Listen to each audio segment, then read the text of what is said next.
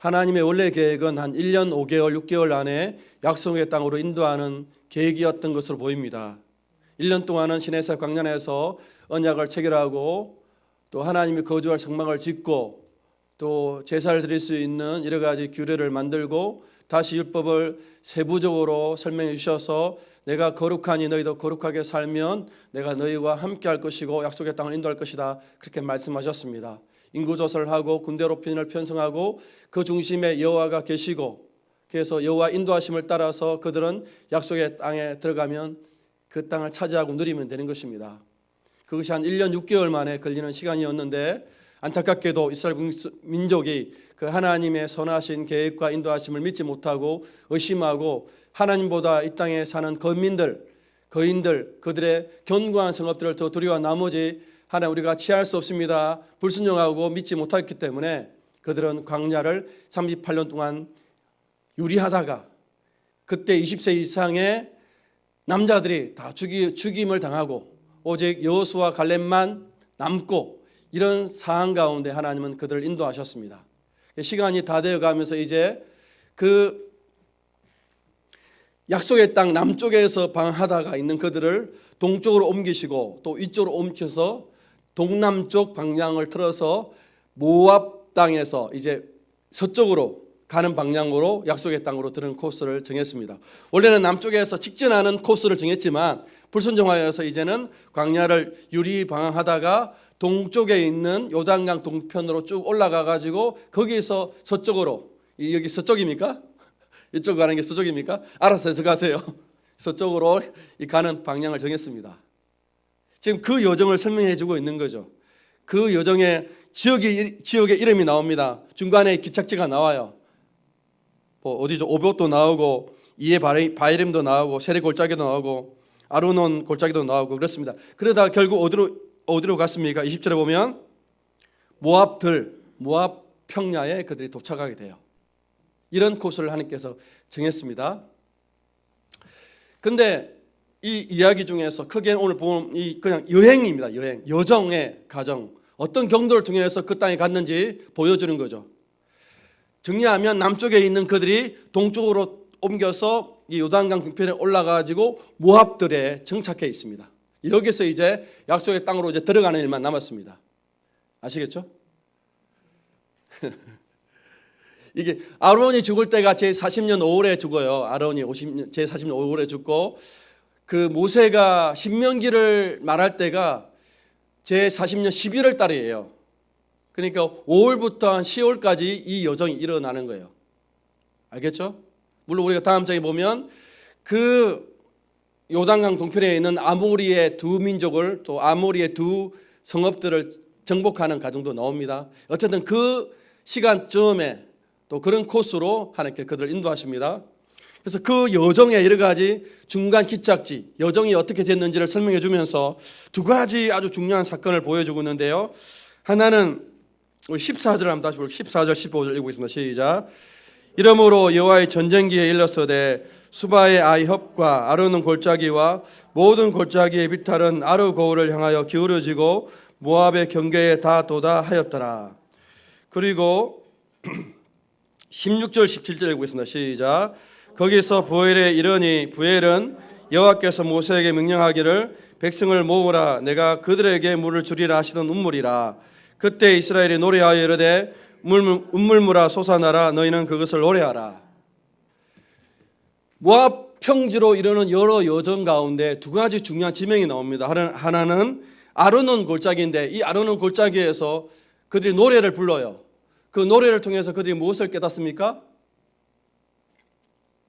이 골짜기가 어느 경계로 이어졌다? 모압으로 이어졌다. 모압으로 이어져서 모압의 경계다라는 것을 가르쳐줘요. 그리고 부엘이라는 지방에서는 하나님께서 뭘 솟게 합니까? 운물을 솟게 합니다. 그동안 물이 없었잖아요. 이때는 하나님이 직접 운문물을 통해서 물을 주는 장면이 나와요. 두 가지 사건이 나옵니다. 하나는 이 지역이 어느 땅이다? 모압 경계다. 그래서 모압의 땅을 누가 주었다? 보면 여호와의 전쟁기라고 되어 있잖아요. 이 책은 지금 없어요. 여호와의 전쟁기에 하나님께서 모압인을 위해서 그 모압 땅을 주었다는 거예요. 자, 15절 다시 한번 보겠습니다. 15절 시작. 모든 골짜기의 비탈은 아르고를 향하여 기울어지고 모압의 경계에 닿았도다 하였더라. 이 땅을 누구에게 주었다? 하나님 모압에게 주었다. 이런 모압의 조상은 누굽니까? 롯입니다. 롯은 아브라함의 조카죠. 조카의 후손들에게 하나님은 모압 땅을 주었고 또 그 위에 암몬 땅을 주었어요. 그 다음에 야곱의 형 에스죠. 에스는 에돔 족속인데 에돔은 어느 땅을 주었습니까? 약속의 땅 남쪽을 에돔을 주었고, 그래서 에돔과 요단강 동편에 있는 모압과 암몬 땅은 누구에게 주었다? 에스의 후손들과 모압의 후손들과 암몬의 후손을 주었으니까 너희는 취할 수 있다, 취할 수 없다? 취할 수 없다. 돌아가라 라고 말씀하시는 거예요. 그래서 그 돌아가는 경계지에서 지금 모압의 경계지에 온 거예요. 그 경계지에 와서 이 땅은 모압 땅이고 하나님이 주셨으니까 하나님의 전쟁기, 그러니까 여호와께서 모압에게 그 땅을 주시기 위해서 전쟁을 수행했는데 그 모압의 전쟁기에 나오는 노래처럼 이 땅은 모압 족속의 좋은 땅이니까 너희 탐하지 말고 손대지 말라, 이걸 말하는 거예요. 그죠?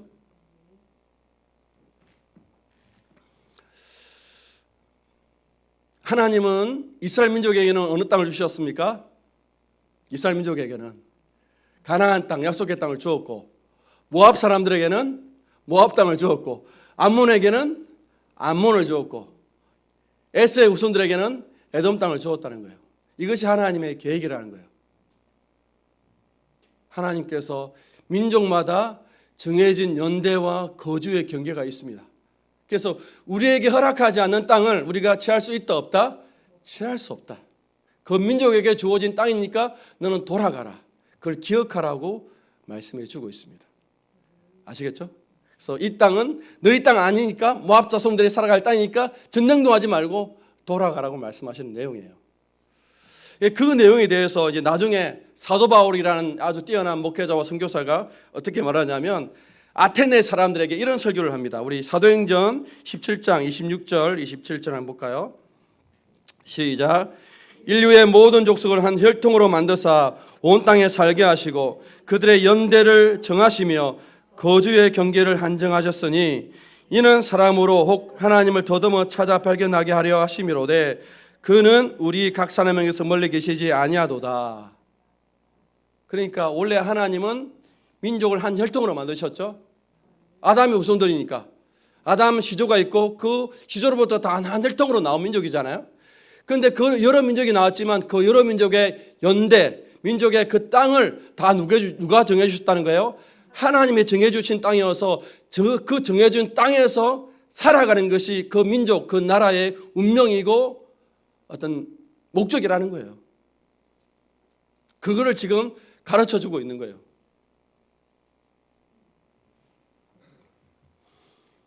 자, 하나님께서 처음에 에덴 동산을 만들 때 그 에덴 동산은 어떤 나라의 모델이었습니까? 모형이었습니까?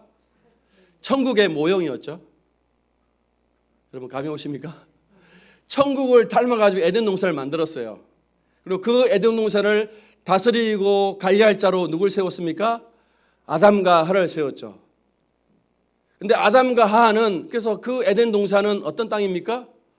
부유한 땅이고 빛나는 땅이고 강도 중앙에서 내 사방으로 흐르고 보석도 많고 금도 많은 좋은 땅이었어요. 각종 실과도 많은 정말, 그래서 사람들이 이상향으로 삼을 수 있는 파라다이스 낙원이 에덴 동산이었어요. 너무나 좋은 땅이었습니다. 그런데 이 에덴 동산에서 살아갈 수 있는 조건이 하나 있습니다. 어떤 조건요? 네, 선악을 알게 하는 나무 열매를 먹으면 안 되는 거예요.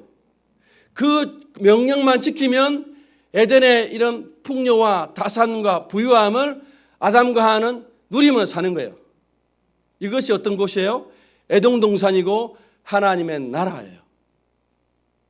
이런 땅들을 하나님은 누구에게 주셨다? 모든 민족에게 그 연대와 경계를 다 주셨다는 거예요. 여러분에게도 그런 땅이 있겠지요? 할렐루야. 그런데 하나님 주신 땅을 유지하고 계속 살아갈 수 있는 조건은 뭐예요? 계명을 지켜야 돼요. 계명을 지켜야 돼요. 그래서 아담과 하가 이 계명을 지킬 때는 에덴 동산에서 살았죠. 근데 어겼습니다. 어디로 가요? 에덴 동산을 쫓겨나게 돼요. 그 땅에서 살아갈 수가 없어요. 그렇죠? 여러분 성경 기억나고 계시죠? 그 다음에 그 아담의 아들이 누구였죠? 너무 어려운 걸 묻습니까 제가? 가인과 아벨이죠. 근데 이 가인이 어떤 죄를 범했습니까? 원래 가인의 직업은 뭐예요? 농부였습니다. 농사를 지어서 하나님께 예물을 드렸습니다. 제사를 드렸습니다. 근데 가인이 어떤 죄를 범했어요? 동생을 죽였어요. 그래서 하나님께서 이 가인을 어떻게 벌하십니까? 그 땅에서 쫓아냅니다. 유리방황하게 만들어요. 유리방황하니까 혹시 내 생명 위협을 느껴서 하나님께 가인이 뭘 달라고 요구합니까? 표를 달라고 요구하죠. 좀 감이 오십니까? 에덴 동산에서 아담과 하와가 말씀을 지킬 때는 그 땅의 복을 누렸습니다. 그런데 계명을 어기면 그 땅을 쫓겨나요. 가인과 아벨이 살았습니다. 농부였습니다. 농사를 잘 지었습니다. 곡식을 얻었습니다. 그런데 가인이 아벨을 죽이니까 하나님께 어떻게 하셨죠? 그 땅에서 쫓겨냅니다. 쫓아납니다.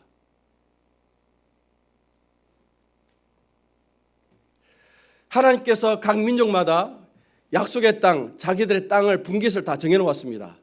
그죠? 근데 이 땅은 영원 무궁토록 그 민족의 땅이 될까요? 아니겠죠? 어떤 조건에 하에서? 하나님의 계명과 하나님 말씀과 언약을 지킬 때만 그 땅을 에돔 족속이든 모압 조선이든 암몬 조선이든 다 누리게 돼요. 여러분 이해하시겠습니까? 아직 이스라엘 민족은 약속의 땅에 들어가지 못했죠. 언제 들어갑니까? 나중에 여호수아 때 들어갑니다. 모세가 죽고 여호수아 때 그 땅을 차지하게 됩니다. 그죠? 근데 이스라엘 민족이 드디어 약속의 땅에 들어갔습니다. 정복했습니다. 근데 다 정복했나요? 다 정복하지 못하고 하나님께서 그 백성을 남겨두었죠. 가나안 거주민들을 남겨두었습니다. 왜 남겨두었을까요? 처음부터 다 정복해 주시지. 남겨두었습니다. 왜 남겨두었을까요? 저를 쳐다보시면 답이 나옵니까? 저도 이런 보니까 답이 안 나오네요. 잊어버립니다. 왜 다 정복하지 않았죠? 왜 다 안 주셨죠? 하나님이 그 백성에게 그 계명과 율례를 지키는지 안 지키는지를 시험하려고 한 거죠. 시험하여 그 백성이 강해지면 쫓아낼 것이고 그 명령을 어기고 율례를 어기면 오히려 남겨진 그 가나안 주민들에 의해서 고통을 받게 돼요. 그 역사가 어떤 시대입니까? 사사시대예요. 사사시대. 자, 정리하면 여호수아가 그 땅을 정복했지만 다 취하지 못했습니다. 가나안 주민이 남아 있었어요. 그래서 그들이 하나님을 경외하고 하나님을 사랑하고 계명을 지킬 때는 그 땅은 약속의 땅으로서 젖과 꿀이 흐르는 땅으로서 그 부유함과 풍부함을 백성들이 다 누리게 되었습니다. 근데 그들이 다시 하나님을 떠나고 우상을 섬기고 계명을 어겨서 이웃 사랑하지 않고 자기의 불의와 부패함으로 했을 때는 하나님이 어떤 사람들 보내어서 그 남겨진 가나안 주민들과 주변에 있는 족속들을 보내어 가지고 그들이 고통받게 하시는 거예요. 그것이 사사시대입니다. 여러분 감이 오십니까? 그죠? 그래서 사사시대는 그들이 하나님께로 돌아오면 하나님 보내신 그 구원자이신 사사의 지도를 잘 받으면 부유하고 평강과 샬롬을 누리지만 하나님을 떠나 우상을 섬기고 자기의 탐욕과 불의대로 살면 주변에 있는 외적들이 찾아와 가지고 그들이 가진 것들 다 빼앗는 구조입니다. 그런 사사시대를 보내죠. 누가 와서야 어느 왕이 등장하여서야 그 약속의 땅을 다 정복하게 됩니까?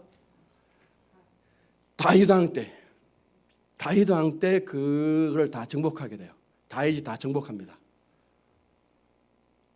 그래서 다윗과 솔로몬 때 가장 그 나라가 영광스럽고 빛나는 나라가 돼요. 모든 열방에 있는 사람들이 다윗과 솔로몬의 그 부귀함과 존귀함과 지혜를 얻으려고 다 왔지요. 금 싸들고 다 왔습니다. 어떻게 하면 이 나라가 이렇게 부강하고 강한 나라가 되고 풍요를 누리고 백성들은 평화를 누립니까? 태평성을 누립니까? 그걸 알려고 온 거죠.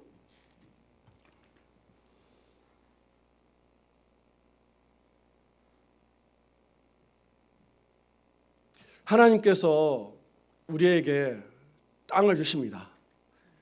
땅이란 말은 기업이란 말이에요. 우리가 먹고 살아갈 수 있는 기업이 옛날에는 땅이잖아요. 그 땅과 기업을 주십니다.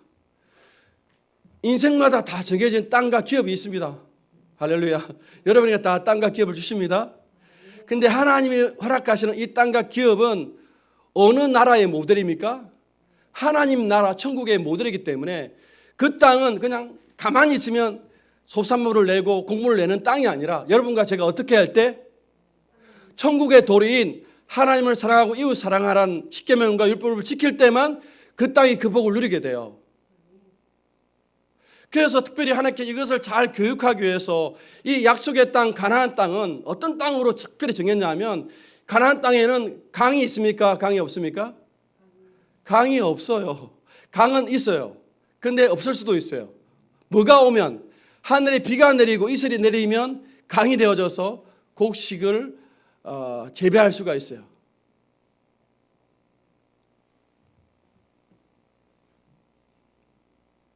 근데 그 땅이 하나님을 경외하지 않고 하나님을 사랑하지 않으면 하나님께서 뭘 내리지 않습니까? 비를 내리지 않지 않습니까? 그래서 우리가 열왕시대에 아합 왕조 시대에 하나님께 3년 6개월 동안 뭘 내리지 않습니까? 비를 안 내려버립니다. 비가 필요한 이런 비와 늦은 비가 내려야만 땅을 경작하고 수확할 수 있는 그 땅에 비가 안 내리면 그 죽음의 땅이 돼요.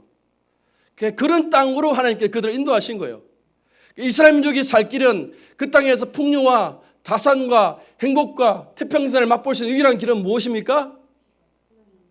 비가 와야 되는데 비가 오려면 어떻게 해야 돼요? 그 땅에서 주어진 하나님의 율례와 법도를 여러분과 제가 순종할 때 이루어지게 돼요.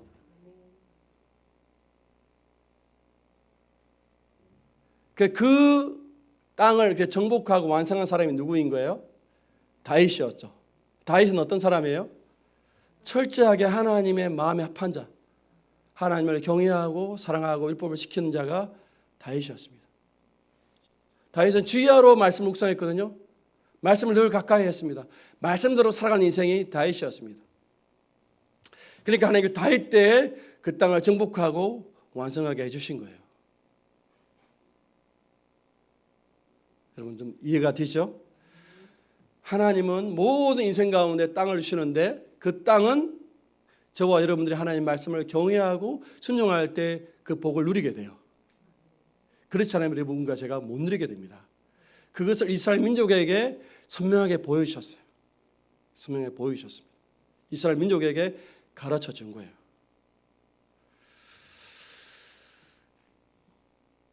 다윗 때 그 나라를 다 정복하고 솔로몬 때까지 그런 부귀를 누렸다가 솔로몬 이후로 그들이 또 우상 숭배하고 하나님을 떠나자 그 땅은 어떤 땅이 되었습니까? 힘든 땅이 되어져서 결국에는 이 땅을 이스라엘 민족이 빼앗겨 버립니다. 누구로부터? 아수르 제국과 동쪽에 있는 바벨론 제국에서 다 빼앗겨 버립니다. 그러니까 정리를 하면 하나님이 저와 여러분 인생 가운데 생명을 주시고 또 땅을 주셔서 여러분들 기업을 삼아 그 땅에서 먹을거리를 얻을 수 있도록 누가 다 마련하십니까? 하나님이 다 마련하십니다. 할렐루야. 하나님이 다 주셔요. 그 땅도 주십니다. 기업도 다 주십니다. 그런데 땅과 기업을 누릴 수 있는 조건이 뭐예요? 하나님을 경외하고 사랑할 때만 주어지게 되어 있습니다. 하나님을 경외하지 못하고 사랑하지 못한다면 어떻게 돼요? 그 땅을 누릴 수 없게 돼요. 누릴 수 없게 됩니다. 여러분에게 묻겠습니다. 여러분 어떻게 하나님을 잘 사랑하고 하나님 주신 계명들을 다 순종하고 지키고 계십니까? 어떻게 합니까? 그런데 하나님의 계명과 율법을 어떻게 지키게 된다고요? 다르겠습니다. 100% 항상 24시간 할렐루야. 그러면 여러분은 하나님 여러분에게 기업을 주셨는데 그 땅에서부터 여러분은 어떻게 될까요? 그 땅의 소산과 축복들을 여러분 누리지 못하게 돼요. 여러분들 다 뭐예요? 가난하게 됩니다. 궁핍하게 돼요. 뭐 하나님 이러한 계획과 하나님 이런 설계가 여러분 나쁘십니까?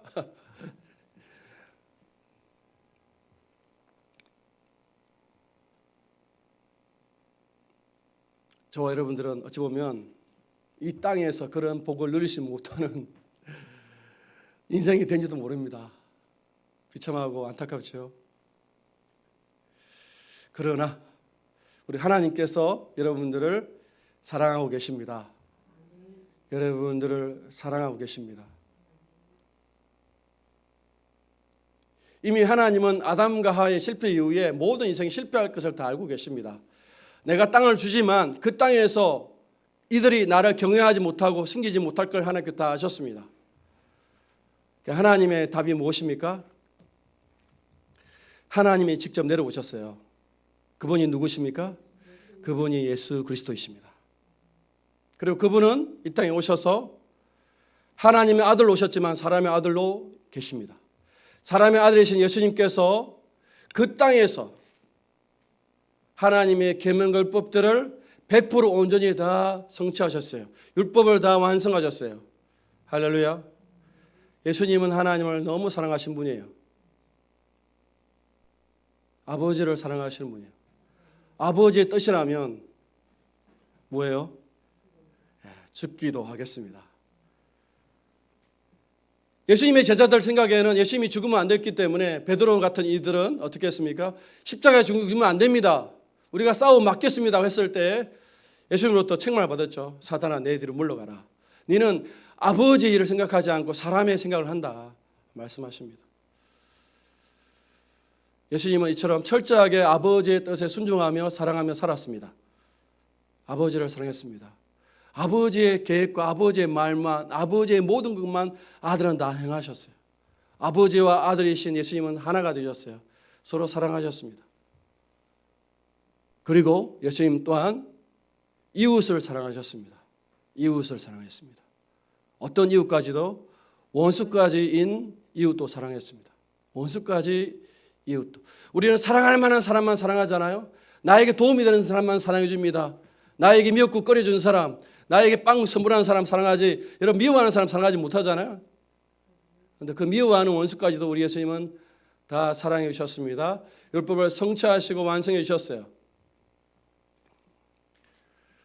그래서 예수님은 이 땅의 유일한 상속자가 된 거예요.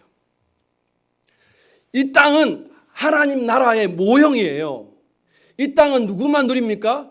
천국의 원리, 하나님을 사랑하고 이웃을 사랑하는 그 말씀을 지킨 자만 이 땅을 상속해요. 그래서 이 땅은 누구만 상속받아요? 예수님만 상속받아요. 할렐루야. 이 땅의 주인은 누구예요? 하나님이잖아요. 하나님이 모든 민족마다 사람마다 고유한 분깃을 다 정해주셔서 오늘 모압 땅에 있는 사람들 주시고 암몬 사람도 주시고 에돔 족 주시고 이 사람들에게 다 주셨어요. 그런데 그 땅을 주셨지만 그들은 천국의 원리에 따라 살아가야 그 땅을 누릴 수 있는데 아무도 없는 거예요. 천국의 복을 아무도 못 누려요. 그것이 인간의 비극이에요.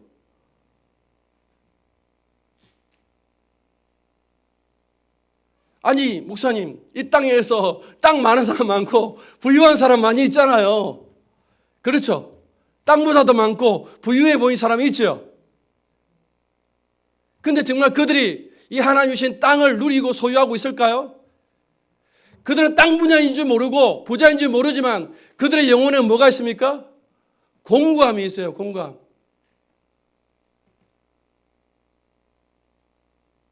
여러분 부자가 아니어서 잘 모르죠. 여기 부자 있습니까? 나는 부자라. 난 부자라서 이런 거 뭐 한번 경험해 본 사람 아무도 없으니까 문제네요.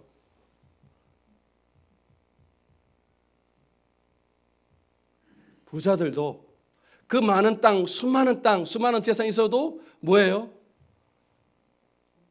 공허해요. 네. 그들의 마음에는 탐욕이 있고 탐욕은 채울 수 없거든요. 부자들이 더 악랄하고 더 얻으려고 하잖아요.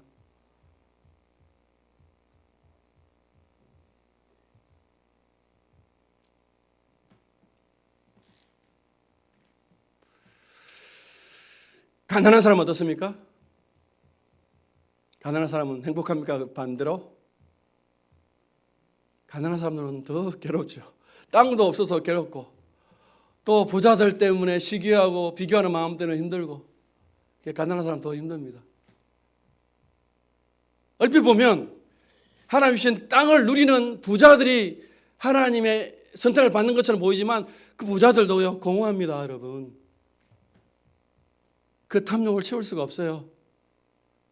땅을 물론 동기부상으로는 소유할 줄 몰라도 천국을 누리지 못하는 거예요. 왜? 제가 이런 말씀을, 이 땅은 천국의 모형이어서 땅을 누리고 풍요를 누리고 다스를 누리는 게 복이 아니라 뭐예요?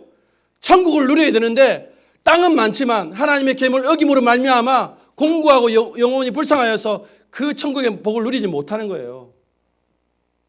가난한 사람도 마찬가지고. 그래서 아무도 이 땅에서 천국의 그 복을 누리지 못해요. 누가 오셨습니까? 예수님이 오셔서 하나님의 계명을 다 성취하시고 이루셔서 율법을 다 성취하시고 얻으셔서 뭘 상속받게 됩니까? 예수님. 하나님이 정해준 이 땅의 모든 땅을 상속받을 수 있는 분은 누구밖에 없습니까? 예수님밖에 없어요. 할렐루야. 예수님밖에 없어요. 근데 그 예수님께서 누구를 사랑하십니까? 죄인들을 사랑하십니다. 따라서 예수님은 죄인들을 사랑하십니다. 부자지만 공부한 사람, 부자지만 공부한 사람, 주님 사랑하십니다. 가난하지만 또 공부한 사람, 예수님은 사랑하십니다. 죄인을 예수님은 사랑하십니다. 예수님은 죄인을 사랑하십니다. 그래서 예수님께서 따르겠습니다. 심령이 가난한 사람은, 영혼이 가난한 사람은 복이 있나니 천국이 그들의 것임이라. 여기서 영혼의 가난함은 죄인을 말하는 거예요. 내가 죄인임을 고백하는 사람들, 하나님 제가 공부합니다, 죄인입니다 고백하는 사람들을 우리 예수님은 사랑해 주셨어요. 사랑하십니다. 예수님이 심령이 가난한 사람이에요.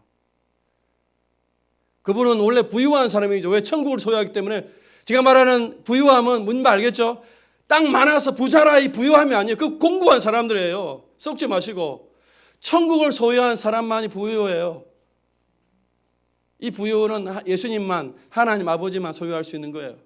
예수님은 그렇게 부유한 분이었습니다. 부유한 분이었습니다.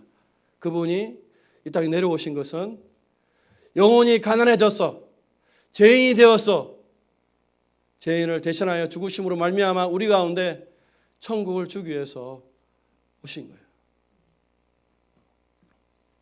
예수님이 첫 번째 상속자가 되셨습니다. 예수님께서 그 땅을 믿는 자들에게 다 주십니다. 예수를 믿는 사람들, 주님 제가 죄인입니다, 제가 공부합니다, 제가 땅이 없습니다, 제가 가난한 자입니다라고 고백하면, 죄인임을 고백하면 예수님께 찾아오셔서 구원하시고 사랑하시고 살리십니다. 그리고 뭘 주십니까? 땅을 주십니다. 기업을 주십니다. 자, 앞서 그럼 예수님께서 우리 인생 가운데 어떻게 기업을 주시고 기업을 누릴 수 있도록 할까요? 우리 아까 구약을, 이스라엘 구약 역사를 보면서 세 가지 인물을 보였죠. 여호수아, 사사, 다윗이 나옵니다. 예수님도 똑같이 이 일을 하시는 거예요. 예수님이 이름이 예슈아입니다. 여호수아가 똑같다는 말이에요. 예수님이 뭐예요? 제약의 땅을 정복하셨죠. 약속의 땅을 정복하여서 그것을 우리 가운데 주십니다. 그런데 다 정복했습니까? 다 정복하지 않았습니다. 예수님이 믿지만 여러분 가운데 뭐가 남겨져 있습니까? 죄성이 남겨져 있습니다. 그러니까 여러분과 제 안에 예수를 믿지만 죄성 때문에 뭐예요? 흔들리고 요동하잖아요. 여러분 예수님 믿으시면 평안하게 될 거 아니에요? 그런데 흔들리잖아요. 그 죄성이에요. 여러분 남겨진 죄성이에요. 여러분의 힘과 여러분의 어떤 재산과 여러분의 소유를 의지하고 싶은 그 마음, 죄성이 남겨져 있어요. 그래서 여러분들이 그런 어려움과 힘들 때문에 주님 우리를 구원해달라고 또 부르죠. 예수님 계시니까. 그 부르면 그 예수님께서 어떻게 구원자로 사사로 와가지고 여러분들의 있는 죄를 다 또 썰어버리시죠. 평안이 와요. 이게 사사시대예요. 그리고 누가 와야? 다윗 왕 와서 정복해야만 그 땅에 있는 남겨진 재성들을 다 정복하셔서 여러분들 가운데 이 구원과 은혜를 다 누리게 하십니다. 너무나 구약은 놀라워요. 예수님 이런 정복 사역, 우리 가운데 있는 사사시대의 모습, 다윗 왕이 와서 다 정복하는 모습들을 예수님의 사역으로 다 보여주십니다. 그럼 예수님이 우리 인생 가운데 다윗 왕처럼 완전히 정복하는 때는 언제 이루어집니까? 언제 이루어집니까? 천국 가면 이루어지겠죠. 네, 여러분과 제 인생 가운데 어떻게 하면 예수님께서 다윗 왕처럼 여러분의 인생을 다 정복하고 다스리는지를 좀 여러분 설명하기 원합니다. 알려드리기 원합니다. 물론 완벽하게 다윗의 통치와 다스림을 받지는 못해요. 재성이 아직 남아있으니까. 그러나 재성을 많이 이기고 정복할 수 있는 비결이 무엇일까요? 예수님이 어떻게 하면 다윗으로 여러분 인생 가운데 여러분의 마음의 영토, 여러분의 기업의 영토를 다 정복하고 다스리겠습니까? 예수님이 우리 인생 가운데 구원자로 찾아오시는 비결은 단 한 것밖에 없어요. 따르겠습니다. 날마다 나는 죄인입니다. 고백할 때, 여러분이 죄인이라고 고백할 때 예수님께서 여러분 인생 가운데 찾아오셔서 그 구원을 더 완성하시고 이루시는 거예요. 앞서 우리가 사사시대에 살고 있죠. 사사시대의 고통이 무엇입니까? 우리가 하고 있는 죄성 때문에 괴롭지요. 예수님을, 하나님을 신뢰하지 못하는 우리 안에 있는 죄성이 있습니다.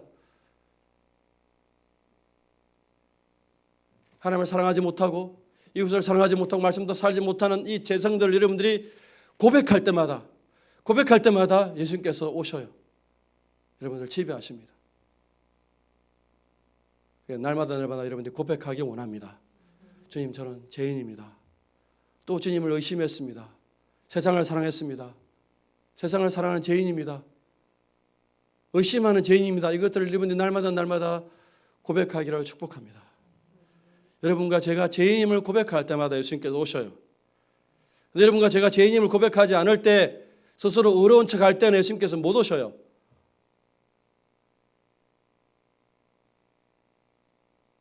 이 여러분의 죄를 고백할 때마다, 여러분의 죄를 고백할 때마다 예수님께서 오시게 되어 있습니다. 주님 삶에서 하나님을 사랑하지 못합니다. 말씀대로 살지 못합니다. 이것을 미워합니다. 그걸 날마다 할 때마다 여러분들 고백하시고 하시면 예수님께 오셔서 여러분들에게 그 구원을 또 누리고 이루게 하십니다. 할렐루야. 그러면 예수님께서 주시는 땅, 예수님이 주시는 기업이 뭘까요?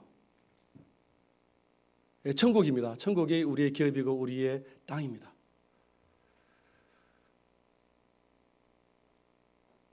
예수님께서 우리에게 허락하시는 기업, 땅은 여러분이 갖고 있는 직업이 아니라, 여러분이 갖고 있는 농토가 아니라, 어떤 집이나 이게 아니라 무엇일까요? 성경 읽어가면서 예수님께 우리 가운데 가져다 주시는 그 땅, 예수님이 정복하신 그 땅은 바로 무엇을 말할까요?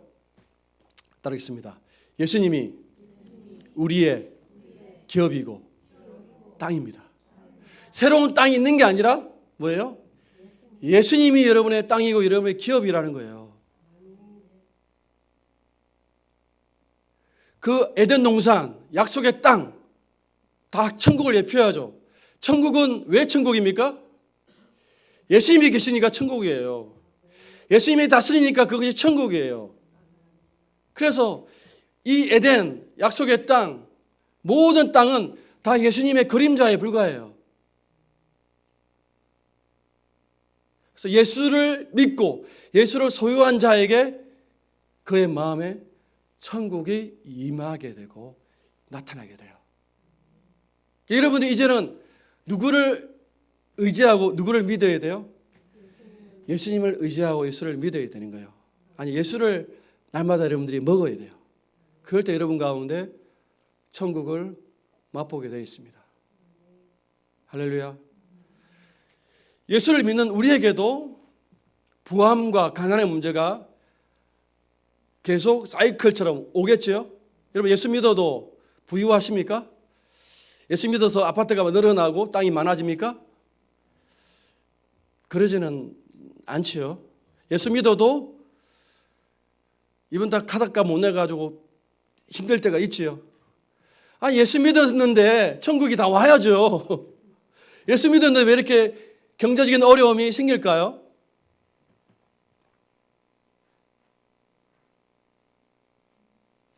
예수 믿었는데도 왜 이렇게 부자가 되면 좋을 텐데 그러지 않고 이런 생활에 어려움은 왜 생길까요?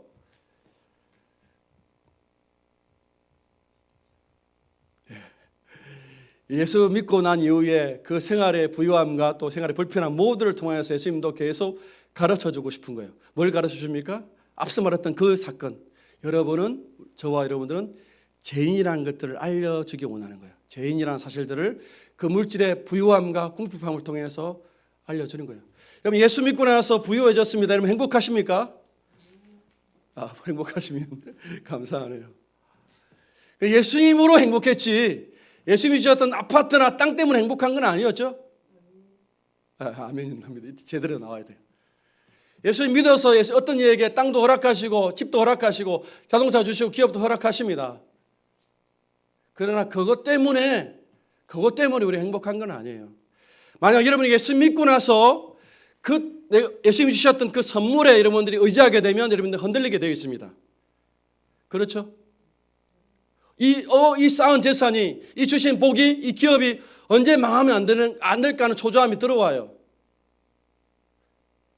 예수님 믿고 나서 예수님 주시는 선물이 왔는데 그 선물을 여러분들이 의지하는 순간 또 뭐예요? 예수 믿어도 불안하고 연약한 거예요. 그러면 여러분들이 뭘 깨닫습니까? 예수 믿는데, 예수 안에 있는데 왜 내가 불안하죠? 여러분 예수님보다는 뭘 의지했기 때문에? 선물을 의지했기 때문에 그런 거예요. 선물이 아니구나. 선물이 나를 튼튼하게 안전하게 지키는 것이 아니라는 것들을 여러분들이 깨닫게 하려고 때로는 그 불을 허락하시는 거예요. 예수 믿어서 부유해졌는데 선물이 많아졌는데 선물 때문에 내가 집착하는 나를 보면서 내가 여전히 죄인이구나. 여러분들 깨닫게 되는 거예요. 예수 믿고 나서 여러분들이 공부해졌습니다. 궁핍해졌습니다. 가난해졌습니다. 가난 때문에 힘들죠. 가난 때문에 힘들죠. 여러분들이 뭘 의지했겠습니까? 여러분들이 가난함에 또 영향을 받는 거죠. 예수님께 영향을 받는 것이 아니라 여러분이 가난함에 영향을 받고 있는 거죠. 가난함 때문에 내가 어떻게 되었습니까? 흔들리고 낙심하고 더 실망하죠. 부활 때보다는 더 실망합니다. 예수 믿는데 왜 이렇게 가난해집니까? 왜 카드값 못 내고 쩔쩔맵니까? 삶이 안 풀립니까? 그렇게 예수님께 원망하지요.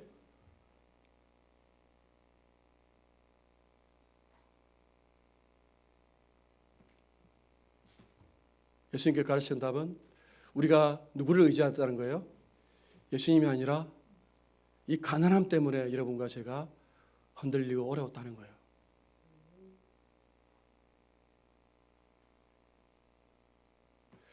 그래서 예수 믿고 나서 일어나는 이런 부유함과 가난함 모두도 예수님께서 우리로 하여금 뭘 깨닫게 해주십니까? 내가 여전히 부함이나 가난함에 의지하고 흔들리는 죄인이라는 것들을 여러분과 제 가운데 알려주시기 위해서 그렇게 한다는 거예요. 그래서 일정한 공식이 있으면 좋을 텐데, 할렐루야. 내가 예수님 안에서 일정한 공식이 있어서 내가 이렇게 하면 부유함을 유지할 수 있으면 좋을 텐데, 그런 공식을 때로는 예수님께서 뭐예요? 깨트려 버리죠. 기도를 열심히 해요. 새벽기도 나오는데 뭐예요? 어려움을 당해요. 이 공식이 아니구나. 공식은 없어요. 왜요? 하나님은 우리의 중심을 알고 있습니다. 여러분과 제 마음을 하나님께 잘 알고 계셔요. 그래서 여러분들의 마음이 예수님이 아니라 다른 물질에 의존을 하려고 하면 그 물질로 인해서 하나님께서 시험해 버리시는 거죠. 흔들어 버리십니다. 그래서 우리 가운데 그 흔들림을 통해서 주님은 우리를 뭘로 깨닫게 해주시는 거죠? 너희는 여전히 죄인이야. 여전히 죄인이라는 것들을 하나님 우리 가운데 알려주고 싶은 거예요. 돈에 흔들릴 수밖에 없는 우리 연약한 인생이라는 것들을 하나님 아버지 예수님 우리 가운데 가르쳐 주기 원하는 거예요. 왜 구원은 누구에게 있습니까? 구원은 오직 예수님께 있기 때문에 그래요. 예수 믿어도 계속 시련이 오죠. 부할 때도 있고 힘들 때가 있습니다. 힘들 때 없으면 좋겠는데 하나님은 정확히 우리의 마음을 아셔요. 여러분의 마음속에 탐욕이 들어오고 욕심이 들어오는 걸 잘 아시기 때문에 물질로 여러분들을 흔들어 놓습니다.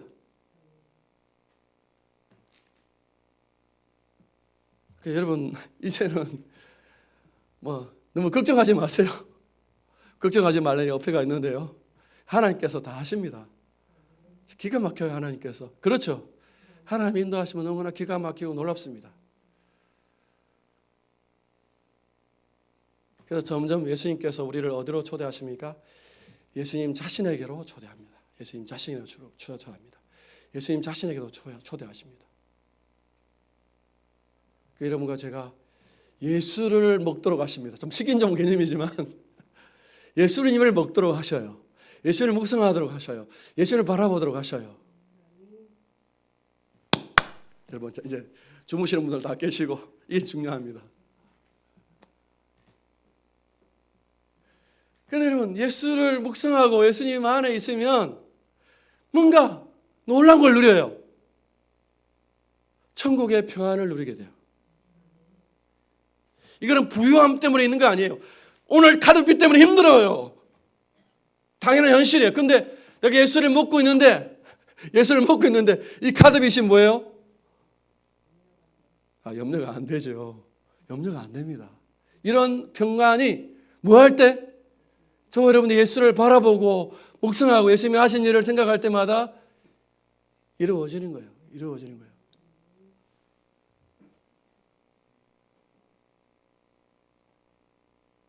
그래서 오늘 하나님께서 우리 가운데 실고 싶었던 이 천국 땅 기업은 누구라는 거예요?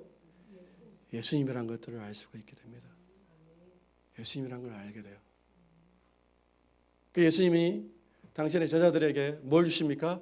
당신의 살과 당신의 피를 주신 거예요. 예수님이 이 땅에 남겨진 사람에게 주셨던 유일한 선물은 뭐예요? 당신의 살과 당신의 피고 당신의 살과 피를 저와 여러분들이 먹고 마시도록 만들으셨다는 거예요. 여러분과 제가 예수를 믿지만 예수를 먹지 못하면 부해도 걱정이 있고요. 가난하면 더 심하겠죠. 그러나 예수님을 먹으면 어떻게 돼요? 가난함과 이 부함이 여러분 가운데 영향을 안 미쳐요.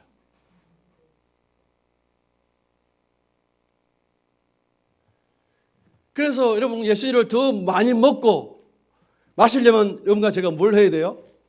우리의 할 일은 날마다 뭐예요? 죄인임을 고백해야 되는 거예요. 죄인임을. 흔들리고 힘들 때마다 뭐예요? 끙끙 안고 인내하고 참는 게 아니라 뭐예요? 여러분 다 참고 계시죠? 흔들리면 안 되지. 인내하고 참아야지. 새벽기도 나가지고 인내하고 견뎌야지. 성경 많이 읽고 나 이 불안한 마음을 다스려야지. 목사님께서 설교를 들으면서 좋은 설교를 들으면서 마음이 위로를 받아야지 생각하지만 그거 다 부질이 없는 거예요. 여러분 어떻게 하시면 돼요? 흔들리는 마음, 의심하는 마음, 주님을 믿지 않는 그 마음을 주 앞에 쏟아냈고 주님 제가 죄인입니다라고 고백해야 된다는 거죠. 고백하는 길밖에 우리의 답이 없어요. 그래서 우리 지난주 설교가 뭐예요? 차라리 죄를 짓는 게 좋아요. 짓는 게 좋아요. 죄를 지으란 말은 아니에요, 여러분. 죄를 지으란 말은 아닌데 차라리 죄를 지어서 여러분이 심령이 죄로 인해서 가난한 게 좋아요. 죄인입니다. 그 고백하는 것이 좋아요. 그럴 때마다 우리 예수님께서 찾아오셔서 여러분을 위로하시고 여러분을 구원해내십니다. 이게 성경의 흐름이에요. 성경은 자유함이고 평함이에요. 성경이 하나님이 예수님께 여러분에게 뭘 요구하신다고요? 아니 다 까먹었습니까 오늘? 예수님이 여러분에게 뭐만 요구하신다고요? 내가 죄인인 거. 여러분 흔들리는 그 마음을 그럴 때마다 주께 나와서 주님 제가 죄인입니다. 흔들립니다라고 고백하는 것만 좋아하신다고요. 우리가 날마다 느끼잖아요, 여러분. 매일마다 느끼잖아요. 안 느끼십니까? 매일마다 일주일마다 그 흔들리고 요동하고 의심하고 카드비 때문에, 제가 카드비 때문에 하는 게 아니고 여러분 카드비도 하고 경제 어려움, 장사가 안 돼서 힘들고 그 다 느끼잖아요. 그렇게 흔들리고 힘들 때마다 주 앞에 나와서 마음을 토하고 우시면 돼요. 주님, 제가 죄인입니다 고백하시면 돼요. 죄인 아닌 척 억지로 견딜 할 필요가 없다니까요. 성경은 바로 그것을 이야기해 주고 싶은 책이에요. 예수님이 다 구원하신다는 거예요. 약속의 땅, 하나님이 주시는 약속의 땅은 반드시 어떤 땅이든, 모압 땅이든 암몬 땅이든 가나안 땅이든 에돔 땅이든 그 땅에서 주어지는 복은 뭐예요? 하나님의 계명과 하나님의 이 율법을 지켜야만 그 땅의 소산물을 저와 여러분들이 누릴 수 있게 돼요. 그렇지 않는 땅은 하나님이 다 썰어버리잖아요. 노아 홍수 때도 한번 썰어버리시고. 하나님을 대적하는 땅들 한번 보십시오. 대적하는 나라들을 보십시오. 땅들이 다 옥토가 아니라 뭐예요? 사막이 돼요. 씨를 뿌려도 안 열려요. 씨를 뿌려도 안 열려요. 하나님 땅도 다 저주해 버리시는 거예요. 그 땅이 그 사람들을 토해내버립니다. 그런데 그 땅, 하나님 주신 땅에서 아무도 그 율법과 계명을 지킬 수 있는 인생이, 나라가 하나도 없다는 거예요. 성경이 그걸 보여주고 싶은 거예요. 너 못 지켜. 너 땅에서 가도 못 지켜. 누가 와야 돼요? 예수님이 와야 돼요. 할렐루야. 예수님이 와야 돼요. 예수님께서 다 율법을 완성하시고 지키신 거예요. 믿는 자에게 그 예수님의 의를 다 가져다 주신 거예요. 율법이 다 성취되어지고 완성되어졌습니다. 여러분 가운데 제 마음에 하나님의 땅, 기업이 있는 거예요. 그런데 놀랍게도 그 땅과 기업은 눈에 보이는 이 땅, 직업, 기업이 아니라 누가 오셨다는 거예요? 예수님이라는 거예요. 예수님. 예수님이 여러분의 기업이고 땅인 거예요. 그래서 부자였지만 불안해요. 교회 장로고 근사라도 부자여도 불안하고 걱정하는데, 예수님을 소유한 사람은, 예수님을 먹고 마시는 사람들은 평안이 오는 거예요. 그 땅은 바로 예수님 자신을 말하는 거예요. 예수님 자신. 예수님이 다스리고 통치하시는 그 땅이 천국을 말하는 것입니다. 그 땅을 예수님이 우리의 가운데 선물로 주시겠다는 거예요. 선물.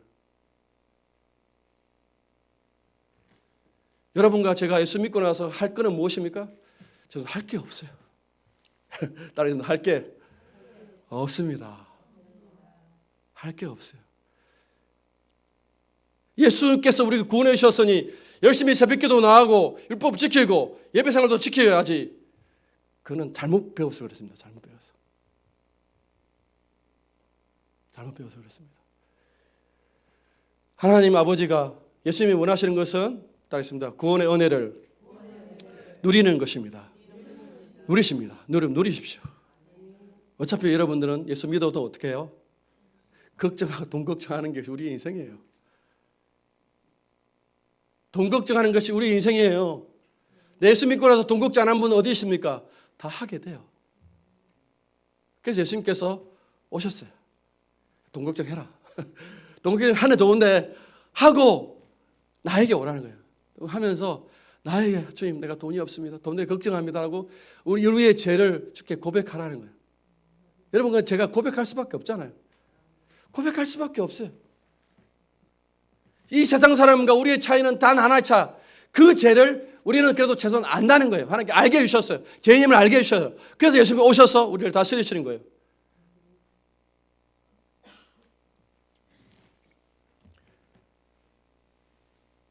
사도 바울이 이 비밀을 알아가지고 뭘 말합니까? 내가 풍부에 처할 줄도 알고 궁핍에 처할 줄도 알았는데 내가 하나의 비결을 얻었다. 뭘 비결을 얻었습니까? 내게 능력 주시는 자 안에서, 쉽게 말해 내가 예수님 안에서 모든 걸 할 수 있다 말은 부활 때도 살아갈 수가 있고, 그럼 부활인데 공고해요. 불안해 미쳐요. 부자들 괴롭습니다. 부자들한테 물어보세요. 오늘 집에 가 주변에 있는 부자들 찾아가지고 행복한지 물어보세요. 물론 좋아하는 음식 먹어가지고 배 떼기는 부유하겠지만 기름이 흐르겠지만 영혼이 불쌍해요. 영혼이. 그러니까 여러분 부자들 보고 부러워하면 안 돼요. 영혼이 불쌍한 지옥 갈 인생인데 밤에 잠을 자겠습니까? 하나님께서 잠을 제대로 주겠습니까? 수면제 먹어야 자죠. 마약을 먹어야 자요. 우리가 부자들 생활을 모르니까 부자들은 뭐 싸움 소리 하나도 안 나겠죠. 부모님이 재산 많이 놓고 돌아가시면 어떻게 돼요? 그 친했던 형제자매들이 뭐예요? 재산 가지고 싸웁니다. 목사님 그런 얘기 어디 있어요? 제가 우리 집사님 맨날 기도 제목이 그래요. 아버지가 저 강남에 송파 일대에 그 뭡니까 다가구 주택, 빌라 주택을 수채 남겨두고 돌아가시는 거예요. 그러면 우리 같으면 어떻습니까? 언니 두 채, 나 두 채 나누면 되잖아요. 할렐루야. 나누면 되잖아요. 공평하게. 누가 나눠요? 못 나누죠. 싸웁니다. 재산 상속합니다. 아직도 안 끝나요. 근데 여러분들이 가난해서 죽으면 자녀들이 뭐예요? 싸울 필요가 없어요. 뭐 돈이 있어야 싸우죠. 아직은 부자를 잘 몰라서 그래요. 부자. 그렇다고 가난한 사람이 복이 있습니까? 이러면 우리 가난하면 더 힘들잖아요. 가난하면 더 힘들어. 그래서 예수님께서 오십니다. 예수님께서 오셔서 여러분 가운데 진짜 기업인 예수님 자신을 알려주는 거예요. 예수를 먹으면 가난해도 견딜만 합니다. 가난은 언제 끝납니까? 따르십니다. 하나님 마음. 어쩔 수 없습니다. 하나님 우리를 너무 잘 아시기 때문에 여러분들 너무 초조하지 마세요. 하나님 우리를 너무 잘 아시기 때문에 하나님 올해만 좀 고생 끝나고 내년부터는 좀 해주십시오라고 마음이 들고 싶으면 있지만 하나님 너무나 잘 아셔가지고 그러시면 감사한데 그러지 않을 때도 여러분 너무 실망하지 마십시오. 예수님이 부요함입니다. 예수님을 먹고 마십시오. 예수님을 바라보십시오. 그러면 부할 때도 공허하지 않고 가난할 때도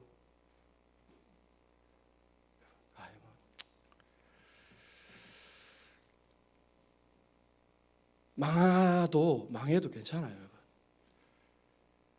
할렐루야. 망해 보셔야 돼요. 다들 두려워서 하면 못하지 않습니까? 망해도 여러분 살아갈 수 있는 길이 있습니다. 재물이 부유함이 우리 인생을 좌지우지하지 않는 걸 여러분 알게 돼요. 예수님이 여러분 인생 가운데 참된 힘입니다. 그래서 예수님 장신을 누구든지 배고픈 자 와서 나를 마시라고 하잖아요. 나를 마시라.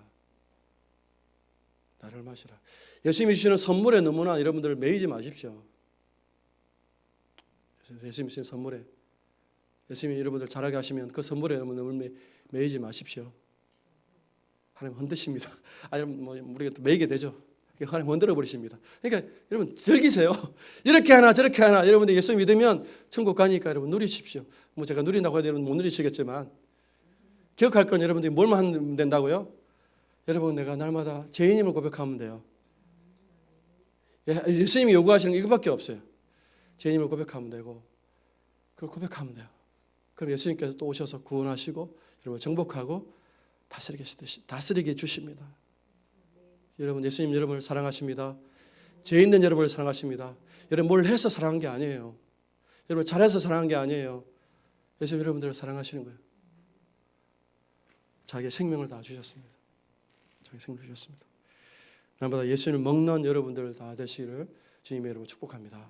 예수를 먹으시면 여러분 가난하고 힘들어도 길이 있습니다. 우리 찬송 부르겠습니다.